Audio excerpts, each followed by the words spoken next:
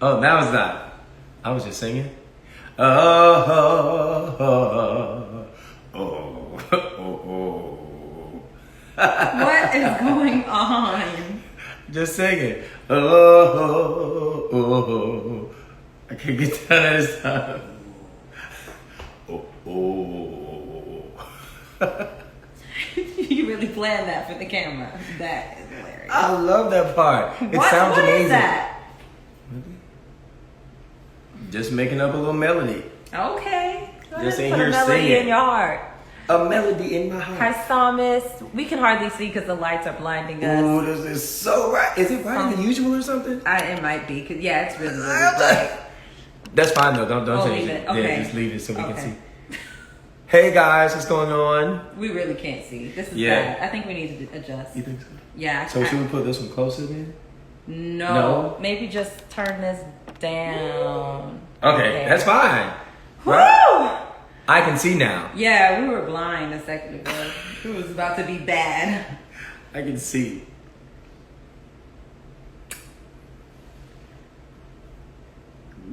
Thank you guys for joining us tonight. So we figured out a name for this, which is called Conversations With Dileesa. featuring Hollywood. And whenever we have special guests. What's going on, Marquise? What's going on, Saucy? What's going on, KC? Oh, by What's the way, happening? do you guys like how I have accessorized my shirt? My I Sing Because I'm yeah, Happy with shirt. earrings. And I accessorize it with my pretty yellow earrings. It's lit. It's lit. Saucy says it's lit. Thank you. You can go to Dileesa.com/shop to get you one.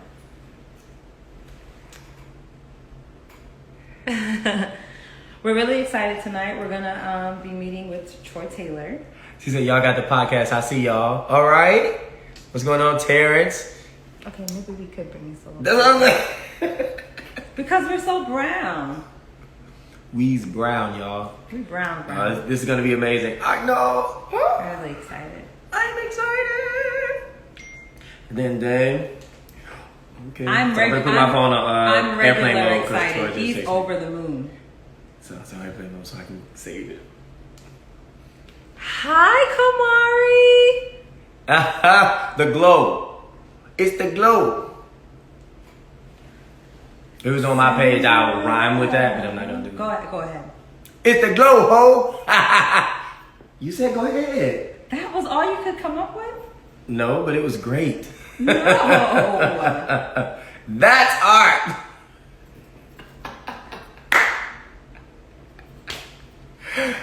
We love to see it. We do. Not Look at that Blessing was Holly not Finn. okay. Y'all all right? See? Day Day's laughing. Is that a laugh? That's a laugh. I'm about to pass out when he comes on. Saucy. Okay, I'm going to turn it on airplane mode when he gets home because he just texted me something. Okay, cool. What's good? What's going on? Hi. Saucy, I'm gonna pass out when he comes on too. Yeah, I'm gonna do the same thing. Okay, so we're waiting.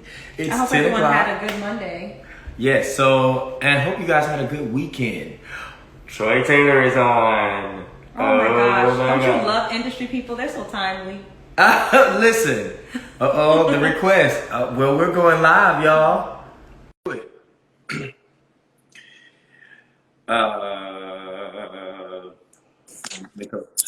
And the man of the hour is Troy What's up? What's up? Taylor. What's up? Can y'all hear me okay? We can. Let me do it this way. Yeah, I'll do it this way. Your screen, Brian. Can you- How y'all doing? We're good. How are No, I you, think that's his screen. Awesome.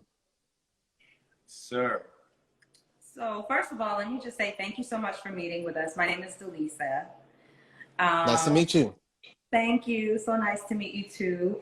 Singer extraordinaire, vocal coach extraordinaire, all things voice, vocal coach. And you're voice and you're out of where? A few places, but I live in Atlanta now. Okay, because I'm gonna give you some work because a lot of people have been asking me for a vocal coach. Oh wow! Well, thank I you. felt like- I Thank felt like you. I'm I going to- appreciate that. I thank you very much. For sure. And very, very legit. because you already know how I feel about vocals. So, Oh yeah, no, I you didn't even gotta say all that. I look, already know. right. Oh, thank you so much. So I've heard so much about you, Mr. Taylor, I hope and there was good things. oh, it was all great things, all wonderful Awesome. things. You've had such an illustrious career That part. up until up until this point. And so, what we like to do with these conversations, because what we really like to do is talk to people about becoming and I guess maintaining their career. A lot of times, Mm-hmm. so when we think Troy Taylor, a lot of people, especially in the last 10 years, immediately think about Trey Songz, right? But Mm-hmm. who was Troy Taylor when he was building to the Trey Songz moment? Who were you between the guy that played in church and the guy that got his first big break? You know what I'm saying? Mm-hmm. Like, Mm-hmm. what was that kind of waiting thing like? And the reason why we like to talk about this is, as a voice teacher, you have people who feel like, well, I'll just take lessons with you for 12 weeks and then I'll be ready. Right. But it really is like being a musician, being anything is a lifestyle. It's something you have to become in order for you to become. So Right. that's what we're doing tonight. And I really appreciate you being here. So once again, I would love to kind of start off with what I referred to earlier, which is, from what I understand, you were in church, right? And you were Mm-hmm. playing, I'm guessing, the keys. Piano. And they didn't really care too much for that. Is that correct? You Oh were no, really no, no, a no. church This was player? no. I was it became a challenge. I don't know. I was like 12. So I just thought you could just get on a piano and play. I don't know why I thought that, but it turned out to be a little hard, a little harder than I thought, and it became a challenge. It was really in me. My dad played, my grandfather played, so it was in me. But at that time, I didn't know all of that stuff. So once it became a challenge, then my ear just started. My mom got me a little Casio keyboard, and I just started playing with it and figuring out chords. And then I had friends here and there, like show me different chords. Next thing I know, I'm like making songs, and then I'm in high school and I'm in talent shows, and it all went so like it all just blurred into just now I'm doing music. That's just who You know you what I mean? are at that point. Right, But right. you were singing in talent shows, weren't you? Yeah. No, I was a singer, an artist first, yes, and I was in local groups and stuff like that. Like, back in New Haven, Connecticut is where I'm from, and I was in groups and stuff like that. So yeah, I was a singer. Well, I still sing, but I sing to produce, not sing to sing. Understood. Cool. Yeah. So what was your big break? My big break, I would have to say the very first thing I did that was at a high professional level, though who I worked with were kids. But still, it was, I gotten signed to Motown. So I worked with these kids from the ages of 15 to 17 at the time. You were 15?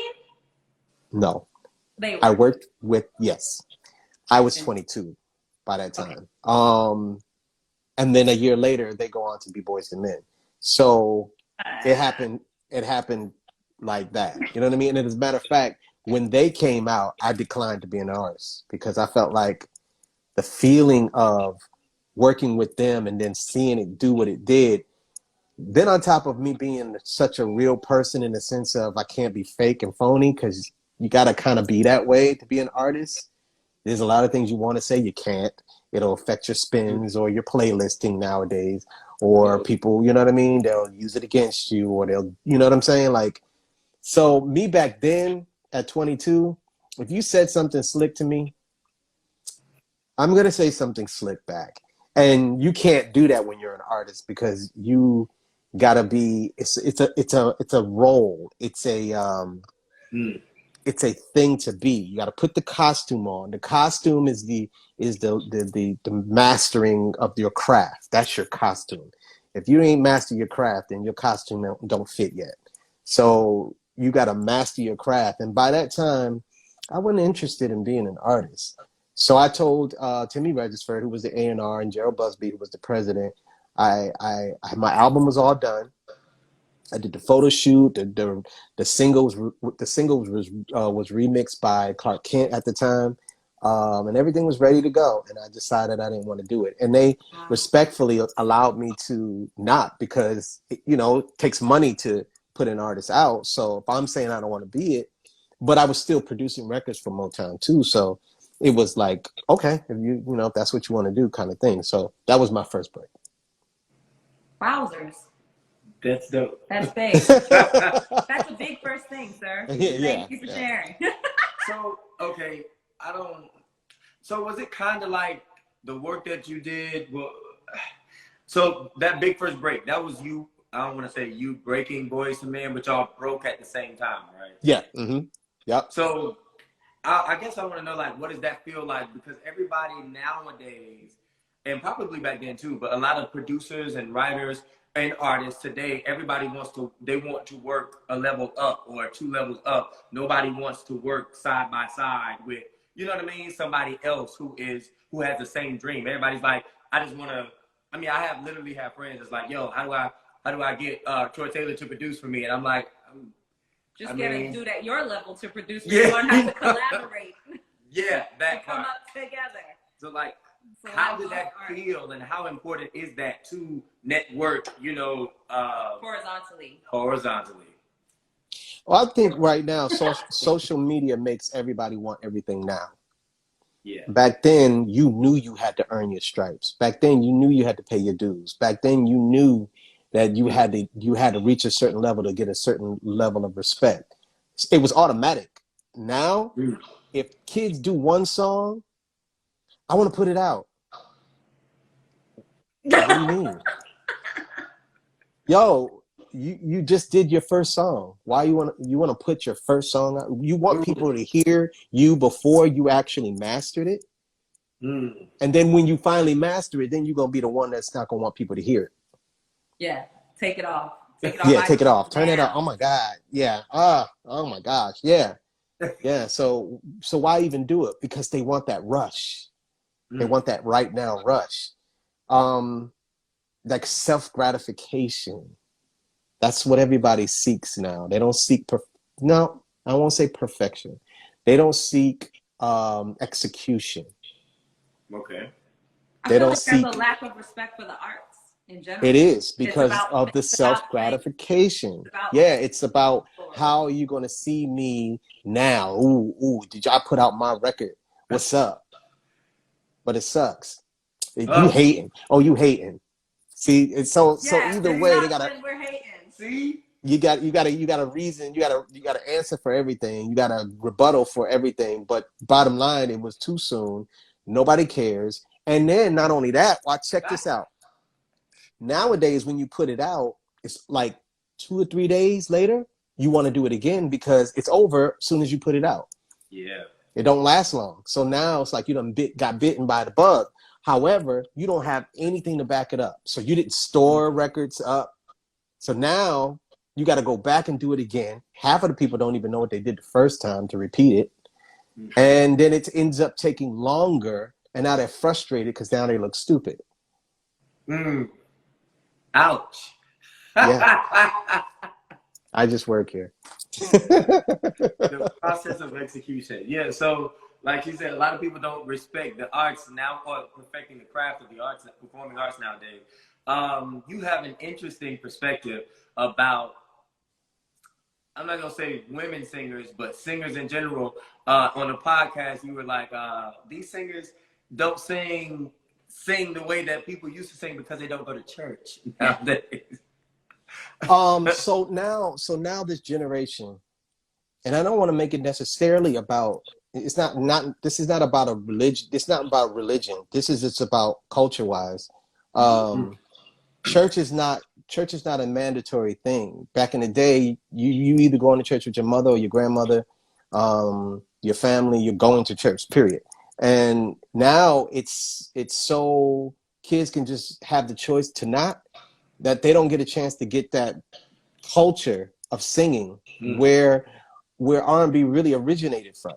And You know what I'm saying? So when Aretha Franklin took her gospel and put it in R&B, she still kept doing those same gospel runs. And now, can anybody, you know, not just anybody can do it. Well, today's time, you got a lot of people who, you know, like Jasmine Sullivan, who just, it's just church. It's just church, period. Like, but it's so dope. You want to know how to do it, but you can't, because she came from that upbringing where Kim Burrell and all of that, you know what I'm saying? Like, You they can't don't learn that in listen. 3 months. Yeah, they don't the Winans Commission, Vanessa Bell Armstrong, Clark sisters. Like, that is the meat of R&B, because a lot of the singers who are in R&B came from out of that and brought it into R&B. So this generation, church is not important to them. So they don't get a chance to hear that type of singing. So is skillful singing important to this generation? I think it is. I think skillful singing is, because no matter what, people still want to hear something that challenges them to want to sing. So skills is good. Tone is good. Tonality is key. You know, if you can make, well, let me just say this. There are more non-singers in this world than there are singers. If you can make a non-singer want to sing, you're a hit. You got a hit record.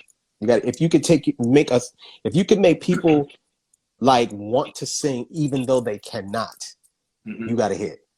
And that's why hip hop is so popular, because as a non-singer, you could sing along with that. Oh. So, yeah. So tell me this, what is the actual job of a vocal producer? Because I used to read credits when I was growing up. And so I actually read Troy's name, and that's actually how I met him, like backstage at a concert. And I always, like, when I met Troy, then I was like, oh, that's a part of what I want to do, because I didn't really know what all it encompasses to be a vocal producer.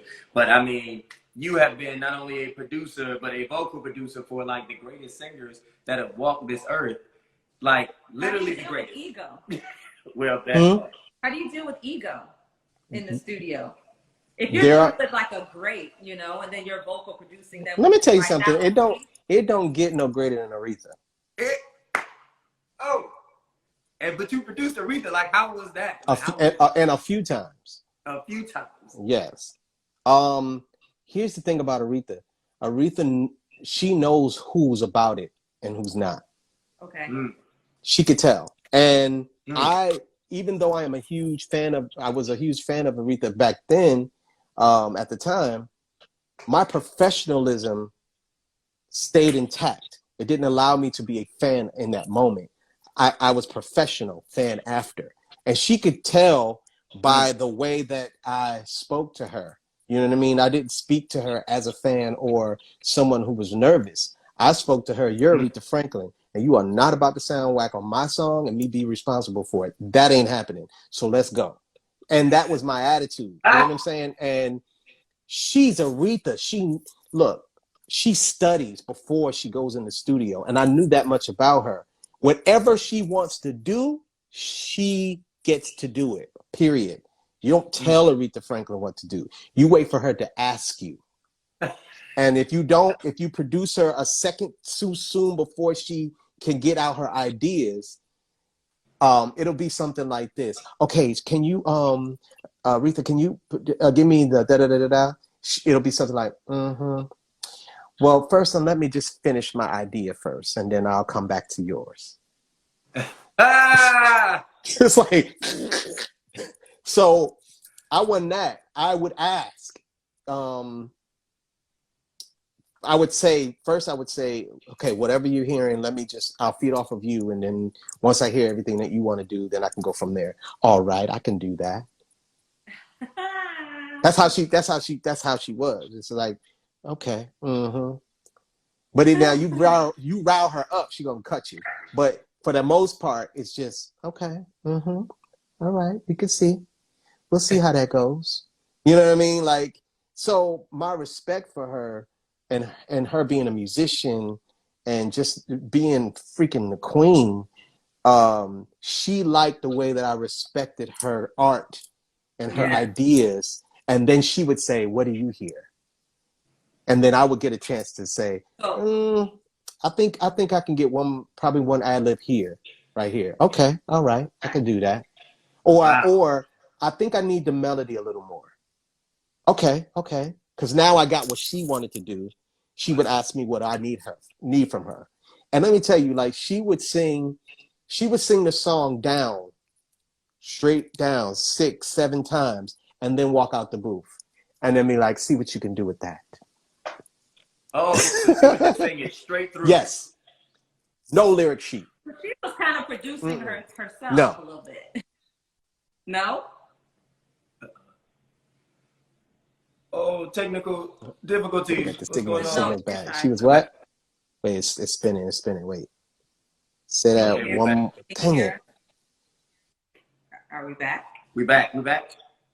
Okay, say that one more time. All right, go ahead. I said, so was it more like she was either producing herself or you were it was more of a collaboration with her because she came to the table with so much musicianship? She believes in letting the producer produce.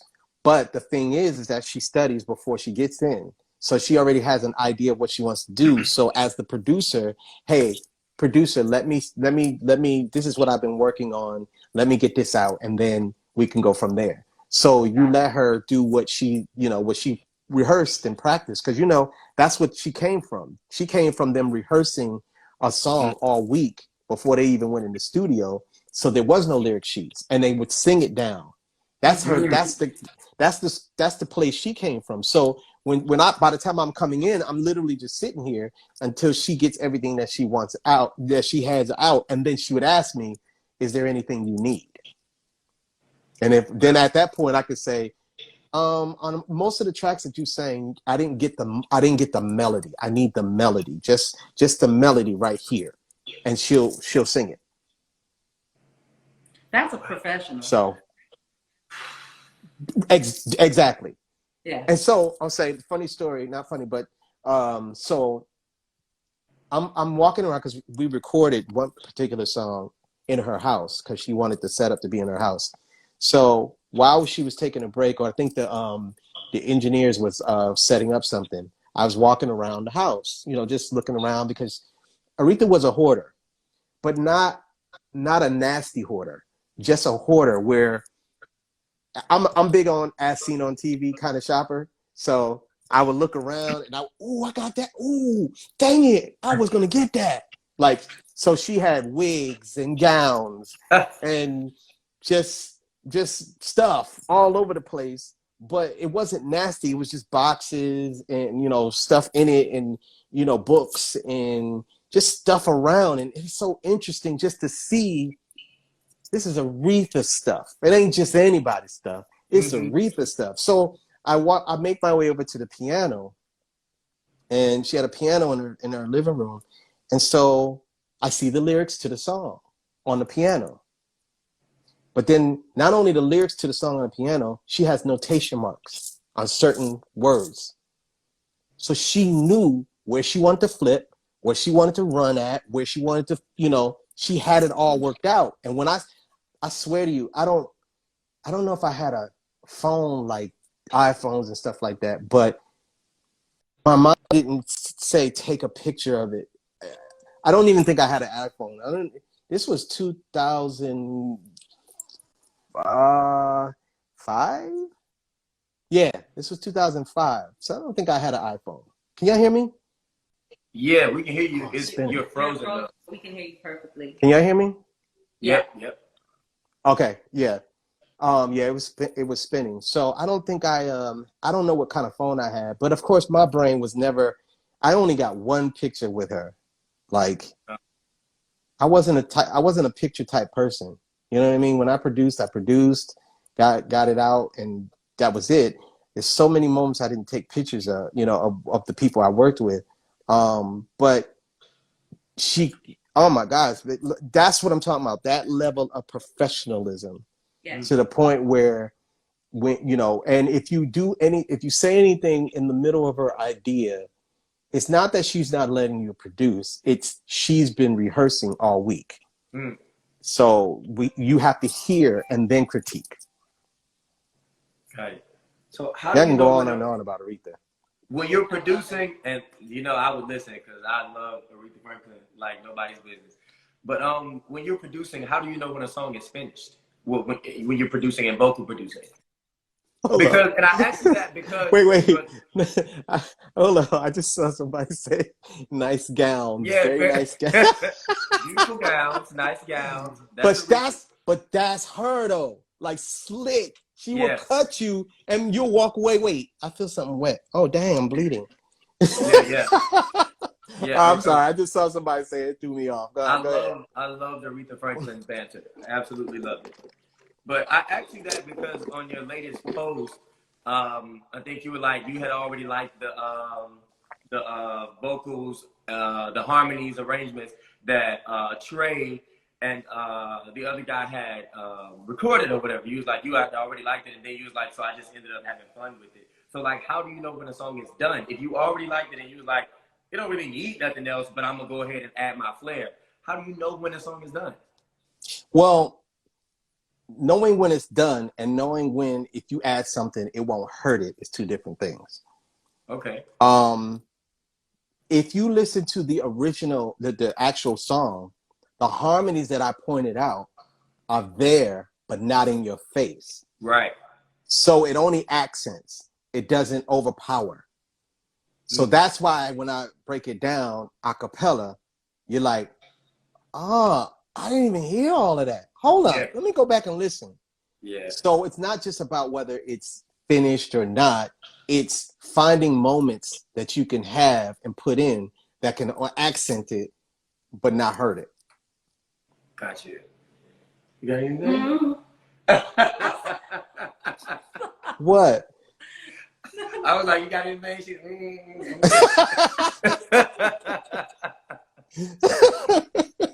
Yeah, because that's funny. I love hearing your arrangements, and I'm so grateful that you always love showing us like the background, the harmonies, the background vocals. That is so interesting that you're always.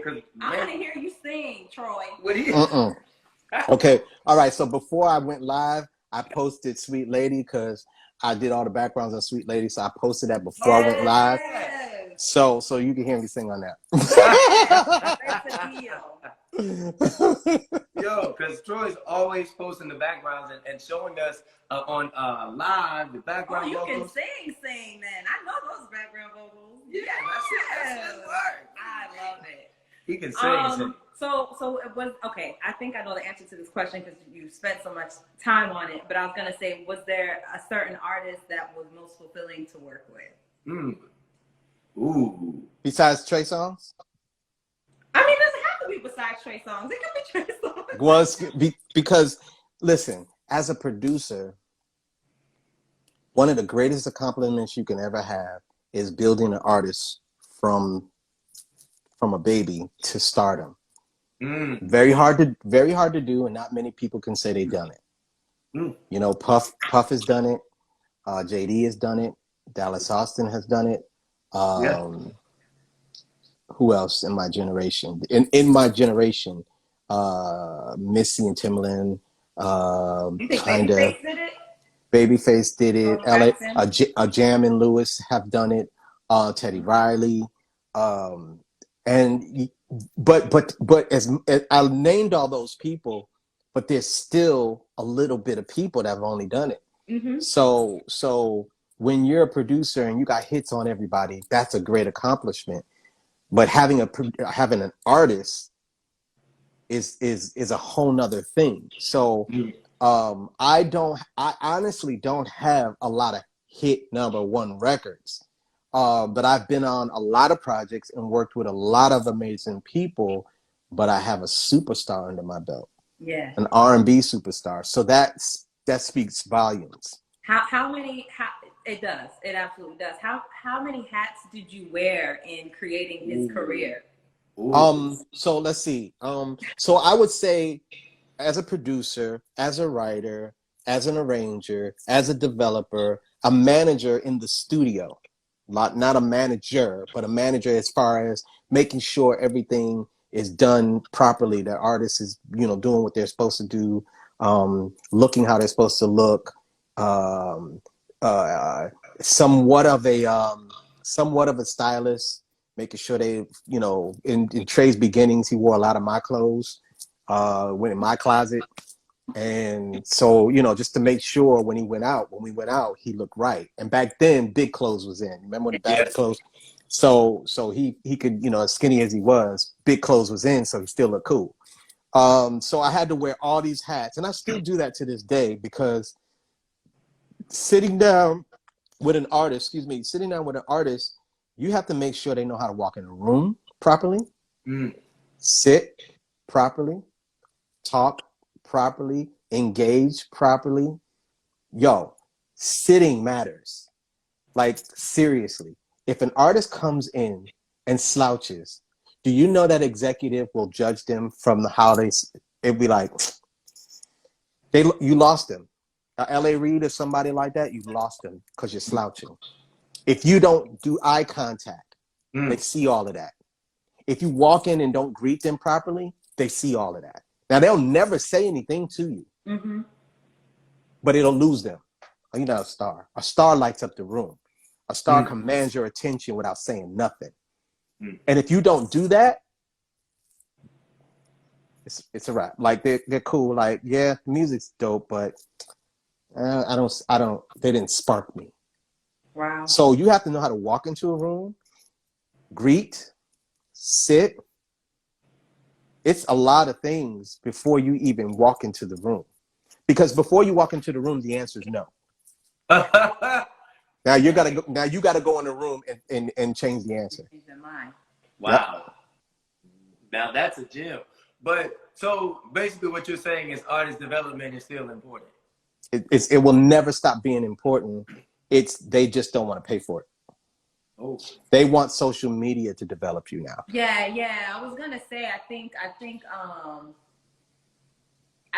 the last 10 years has really been about everybody being transparent, which really means just, letting their behind hang out in the name of, all PR is good PR, so it doesn't really matter what I say. Well, their thing is,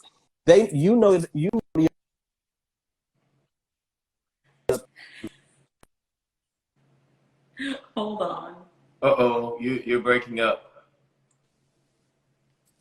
Yeah, it's breaking up. It's doing the what? We got you. We're back. Yeah, okay. We're back. So basically, it's your audience better than we do. So you just keep doing what you're doing. Hopefully something will spark and we'll get behind it.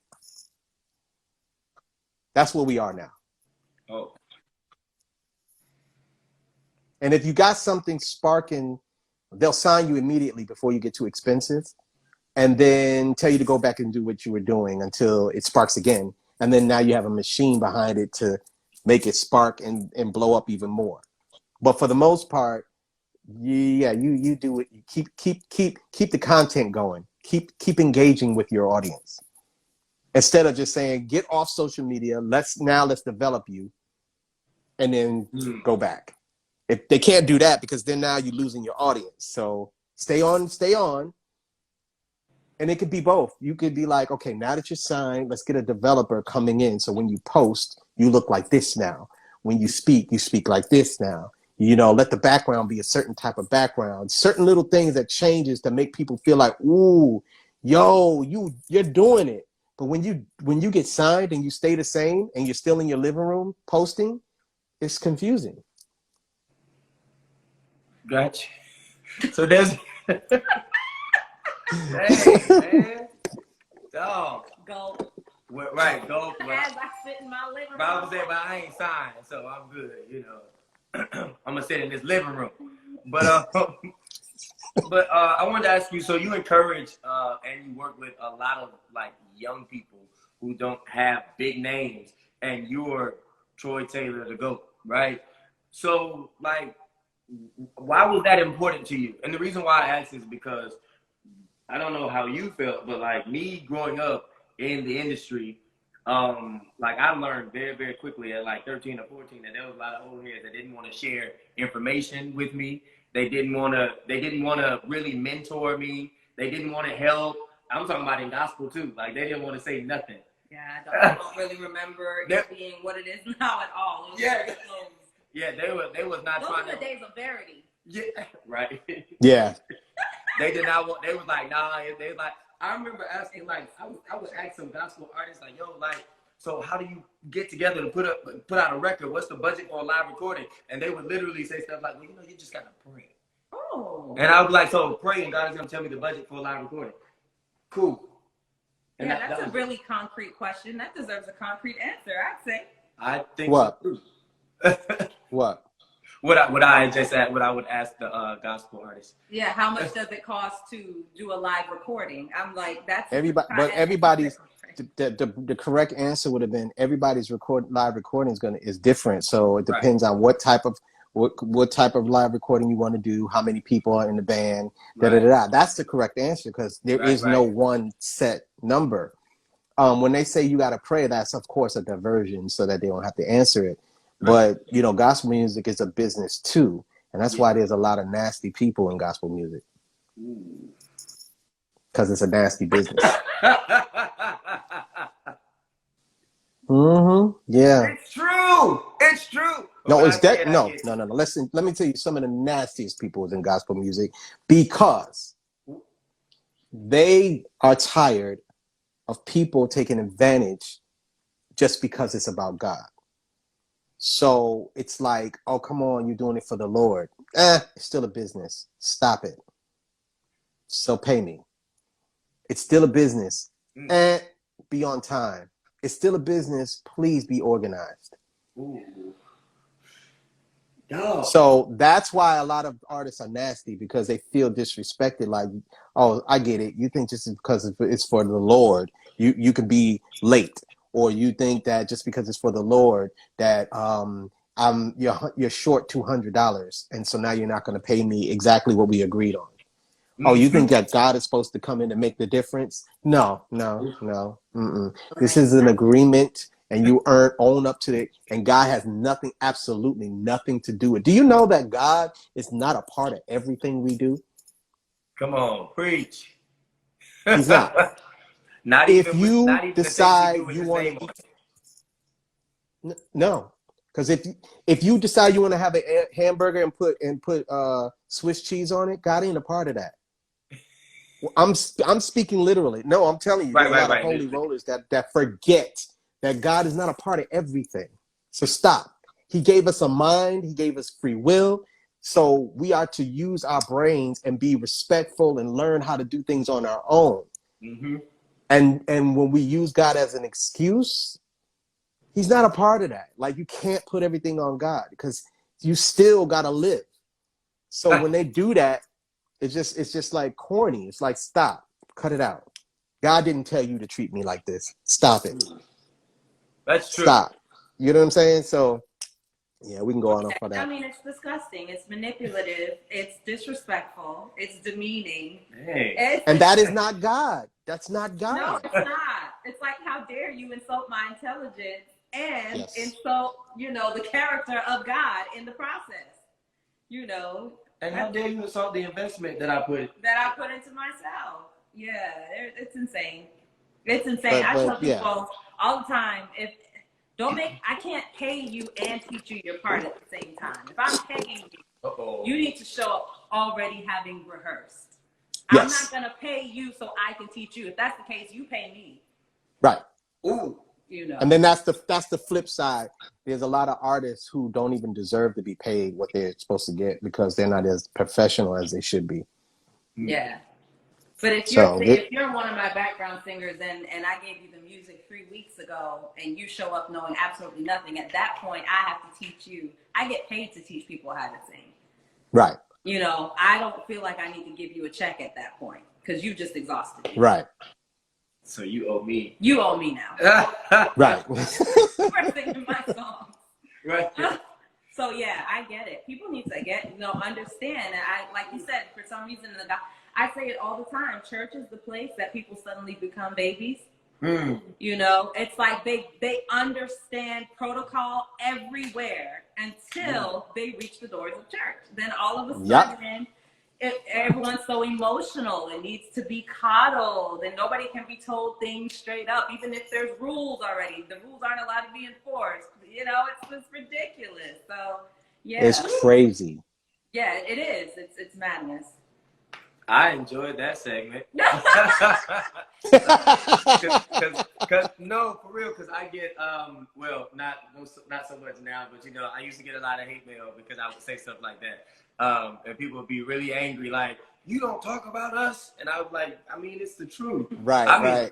Like literally gospel artists would be in my DMs and stuff, like upset about it. And I mean, it just is what it is. Marquise is on here, he know.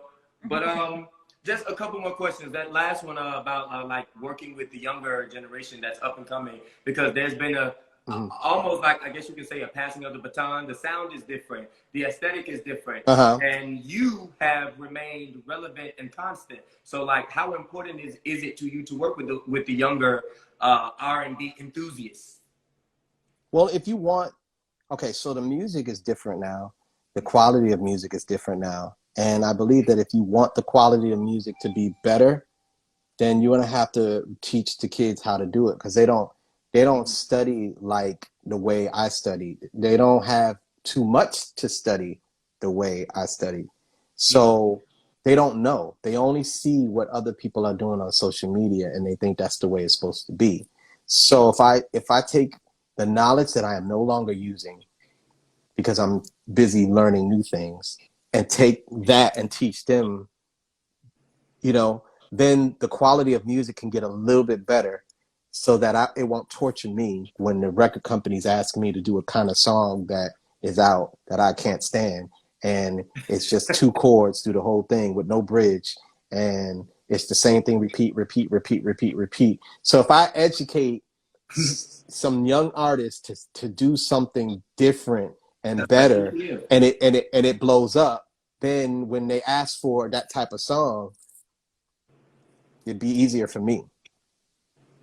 So I think that's someone why. has a question. So that's how you pass the baton. Huh? I said, so that's how you pass the baton. Yeah. How do you get into what are some tips you have for people? Someone asked the question, how do you get into the music business as a songwriter? What are some ways that someone could maybe get like you know how they have those songwriting contracts or publishing contracts? They have stuff like that, right? Child, what do I know? I'm just saying. Because I was gonna answer. Pray about it. Man. But wait, that's slightly true though. That's the truth. It's slightly true. For now, I think for writers to get recognized, what you have to do is use what is being used now for people to get discovered, which is social media. You have to get your brand together. You have to get on social media, and you have to take risks as far as reaching out for people. You don't know if they're going to respond, so let it be known. I have people that I've met that like with 3 years, and 3 years later they go, I hit you. You did? Like, yes, I hit you in your DM, and I go in and I'm like, it's 2016 that they hit me. Like, wow. Now I look at them differently because they sent the message. Just send the message. You don't know. So many people, some of my producers and writers got discovered off of DM because, okay, let me go different directions too, because also when you do your page, you have to put content that describes who you are and what you want to do, because I'm going to go through it. And if I don't hear you singing, I'm done. If I don't hear your songs, if I don't hear an example of who you are, I'm done, and I might not ever return. And your page can't be private. No, that thing is the worst thing in the world. Hey, Mr. Taylor, can you listen to my music? It's private, and I'm not responding to say it's private. You know it's private, so done. No. Don't put your. Why are you on social media if you're going to be private? Social media is not to be private unless you're up to no good. You ratchet, and you don't want people to see what you really do. You just want to. You want to be a troll. I think You some want to be a people don't feel troll. like they have. Hold You on. want to be a troll. You must be private. I think, yes, that's true. That is true. I think some people don't feel like they have anything to contribute to social media, so they don't. Then get off. Then get off. You don't got nothing to contribute. They ain't got nothing to contribute but they mouth. Yo, I'm just saying. That's true. If you want to do this, you have to do what is to be done. You want to be discovered? How could people see you if they can't see you? Got to be discoverable. Yes. Yeah. So you got to get on there and you got to show people who you are, and you got to show your value of why they should sign you or work with you. I work with a lot of people who just ain't done this forever. Just because I heard something on their page, it was like, yo, they're right there. I know that if I teach them this part, they'll be all right.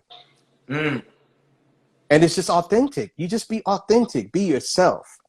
You know, if you're shy, private, and all of that stuff, then you don't want to be in the music business. If you're what? If you're shy and private, you don't, because when Michael was shy back in the day, that was cool. And we waited for him to give us an album, and we did not ask, what are you doing when you're not making music? We dare not ask to want to see what he eats. We dare not ask what he does in between the albums. We waited for him to come and bring us a new album. Nowadays, if they can't see what you do during the day, out of sight, out of mind. Yeah, out of sight, out of mind. And don't put out an album because I ain't know they had an album coming out, and won't get it because they didn't know. Not get it because now you got an album out. They didn't know. No, they have an attitude. No, seriously, they have an attitude. I didn't know you had an album out. I ain't getting that. Really? Well, dang. What's the logic How about in that? Yeah, how about be excited that the album comes and rush and go listen to it? People will get mad because they didn't know your album was coming out. So it's a different, because you're not promoting and you're not alerting them, and they feel offended that they're a fan and they didn't know your album was coming out. How dare you? It's a different time. So if you want to be discovered, you got to get out there. But we have Frank Ocean today. I think they're talking about that type of ambiguity. Frank Ocean, I mean, I guess a few artists are allowed that, you know, that, because Childish Gambino is the same way. Like, he's not going to be out here. There's a few artists, they, especially, but they built, I guess you call it niches, though. So they have. Yeah, but Childish Gambino had The Community. He was on TV. He still was being, he had the, what's his name? Donald Glover side of him. Yeah. And then he had, you know, the Community, which was hilarious. He had different sides of him that we seen. Right. It wasn't like he was nowhere. Right. And Frank Ocean being a very dope writer, because he was a writer first. His things is strategic. Mm-hmm. Yes, no, he's not posting every day. He's not in your face every day. But he developed a type of nostalgia. Wasn't that his name of his album? No, it wasn't. But anyway, he created a brand that will allow him to move specifically that way. Mm-hmm. So it wasn't by accident. He made sure that he strategically moved a certain way. Either way, he did it. Mm-hmm. It didn't just happen. Mm. You know what I'm saying? Yeah. Uh-oh. But watch it. But let him come out with something whack. Oh. And they'll be mad at him. Yeah. So you've been going all this time, and this is what you come back with? That's so that exactly will work against him. If it'll work against him, because we've been patient and we allowed you to be ghosts, and we didn't ask where you was, and you come back and give us this. So that's we allowed you to be ghosts. Right, and that's where the people that build you up will tear you right down. The entitlement. Yep. So what is your songwriting process though? My songwriting process is really about speaking the way people are speaking, giving them a reason not to speak. Can you repeat that? Speaking the way people are speaking and giving people a reason not to speak. Speaking the way That's people nice. are speaking and giving them a reason not to speak. I love it. You're giving them words. So we're their emotion. right. If we're in an argument Mm-hmm. and I go, you know what? Play such and such song. Play Chris Just play it. That Blame It On Me. Just play it. Why am I play that for? Play it and listen to the lyrics. And they play it and the lyrics speak for them. That's a dope songwriter. Mm. Think about that. Think about some of the dopest songs. Simple conversation. Drake said, you used to call me on my cell phone. I love Right. it. Late night when you needed my love. You used to call me on my cell phone. It's a regular conversation. He's saying something regular, put with a melody, you're done. That's it. That's all he did. He said, you used to call me on my cell phone. Late night when you need my love. You used to call me on my cell phone. Mm-hmm. I know when that hotline bling, that can only mean one thing. I know when that hotline bling, that can only mean one. Yo, do you ever listen? That's it. That's it. That's the whole song, pretty much. That's the whole song. Mm. No one ever thinks about that. Like, simple is hard to do. But if it's something that people do regularly, Simple is Hard to do. My God. You're right. Somebody said, Alexa, play WAP.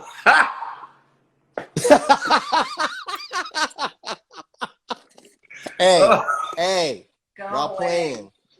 playing, that it's still relevant and it still pertains to everyday life.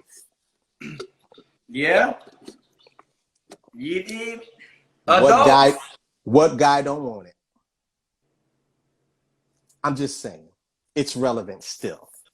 It's still relevant. It's still something that people would want to have if they don't have it, or like to celebrate because they do have it.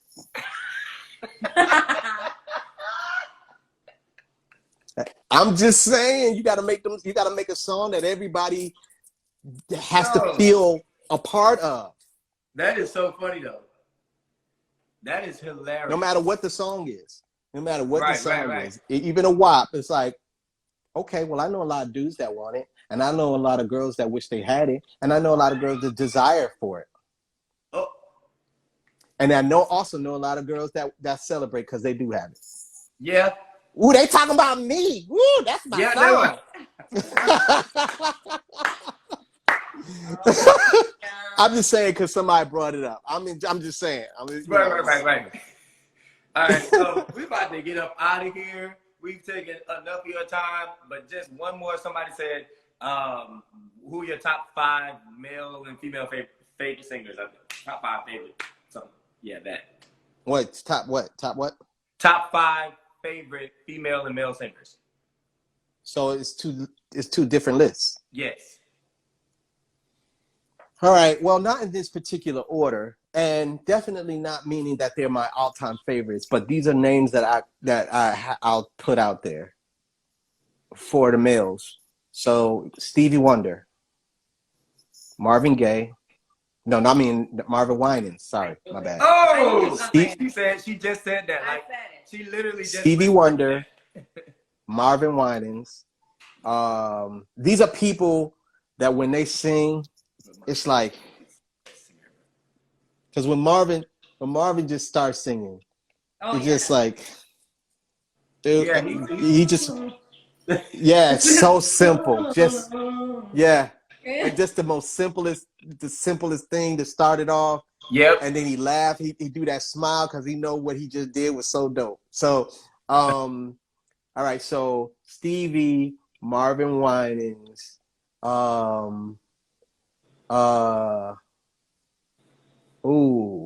Is Luther in there? I'm gonna have to say Luther. So that's 3.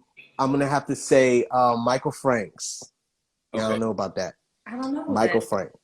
Google it. Michael Franks has a voice that's just like so soothing, and his tone. He's a white guy. So that's four. That's four, right? Mm-hmm. Let me get one more. Let me get one more. Um, hold up. Mm. Mm. Mm. Mm, Come on. What? Yeah. What? So I said Stevie, Marvin Winans, Luther, Michael Franks. Uh-huh. And these are all different tones. All these people have a different tone that I like about them. Because Stevie don't sound like Luther, so just and Marvin Winans don't sound like Stevie Wonder. So these are different tones that I like. There's one more tone I got to think. May I ask Donny Hathaway? Well, I like Donny Hathaway, but Stevie. Yeah. Okay. You get what I'm saying? Like, Yeah. I love Donny Hathaway, but if I had to choose between Donny and Stevie, I'm gonna pick Stevie because not only I grew up in the Donny era, but Stevie is like the first song I sang in the talent show for the first time as a freshman was "Ribbon in the Sky." So Stevie's a part of my life. You know what I mean? Donny's a part of my musical culture, but Stevie is part of my life. Like, so that's why I say Stevie and not Donny. One more. And I can't say Charlie Wilson because Charlie Wilson, DJ Rogers. You said who? DJ Rogers. DJ Rogers. Okay. Mm-hmm. I know who that is. Mm-hmm. He just passed away, actually. I don't think I know who that is. Okay. So you don't know Michael Franks and you know DJ Rogers. Mm-hmm. So you just gotta look him up. DJ Rogers did Say Yeah, Yeah. Oh, okay. Yep. And they use that sample for Big Sean. Yep. Now you gotta look it up. I do. Oh, he's now, a legend. females. Oh, females. Aretha, Anita Baker. Yes. Aretha, Anita Baker, Kim Burrell. Okay. Yes. When they sing, they kill me every single time. I'm gonna say the Clark sisters as a whole. So when Okay. Okay. Okay. we're just gonna put the Clark sisters. They're one. They're one. So Aretha Franklin, Kim Burrell, the Clark sisters, they represent one. So that's taking up a space right there, like that. Anita Baker, Aretha Franklin, Kim Burrell, the Clark sisters. That's four. Let me have five. Five would be Karen Carpenter. Oh wow. Okay. Her voice. Okay. That's the 70s. So y'all are responsible. Yes, I love Whitney. But these are people that no, trust me when I tell you, Whitney over Mariah any day. Sorry. Well, I have a question though. Okay, so this is about to go off in a minute and a half, but I feel like I need to ask you, why didn't you say Whitney? Why didn't I say Whitney? Yes. Because that's not when people ask this question, to me, it's what comes in my mind off of a feeling. Yeah. It doesn't mean I love Whitney to the depths of my core. But I said Aretha. Okay, Aretha is like, yeah, I got you. She's a product of she's a product of sound. That's true. Right. So Whitney grew up listening to Aretha. So I'm going to the top. That's what I'm saying. So I love Whitney, but if I'm gonna put, these are people who the sound came from. This is true.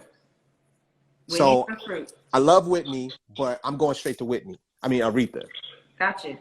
So yeah, that's why. Normally this allows us to talk as long as we want, but it's telling us we have like 44 seconds left. Normally that doesn't happen. Well, the thing is, it's 2 hours now.